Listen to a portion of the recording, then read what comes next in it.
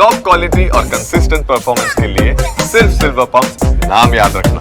જૂનાગઢની વાત કરીએ કે જ્યાં કાળવા ચોક નજીક બેંકના એટીએમમાંથી ચોરીનો પ્રયાસ થયો હતો। બેંકના એટીએમમાં ચોરીના પ્રયાસના સીસીટીવી સામે આવ્યા છે। એટીએમમાં ચોરીના ઈરાદે આવ્યો હતો એક યુવક। ચોરીનો પ્રયાસ નિષ્ફળ જતા યુવક ફરાર થઈ ગયો હતો।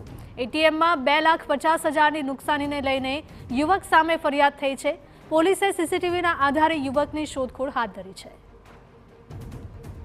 તો એટીએમમાંથી ચોરીનો પ્રયાસ કરતા યુવકના દ્રશ્યો પણ સામે આવી રહ્યા છે। જૂનાગઢની આ ઘટના કે જ્યાં કાળવા ચોક નજીક બેંકના એટીએમમાં ચોરીનો પ્રયાસ કરી રહ્યો હતો આ યુવક, જે ત્યાં લાગેલા સીસીટીવીમાં કેદ થયો છે। બેંકના એટીએમમાં ચોરીના પ્રયાસના સીસીટીવી ફૂટેજ પણ સામે આવી રહ્યા છે, જેમાં એટીએમમાં ચોરીના ઈરાદે યુવક ઘૂસી આવ્યો હતો અને ખૂબ જ પ્રયાસો કર્યા હતા, પરંતુ તે નિષ્ફળ રહ્યો।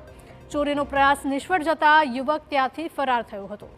એટીએમમાં 2,50,000 રૂપિયાની નુકસાનીને લઈને યુવક સામે ફરિયાદ પણ દાખલ કરવામાં આવી છે।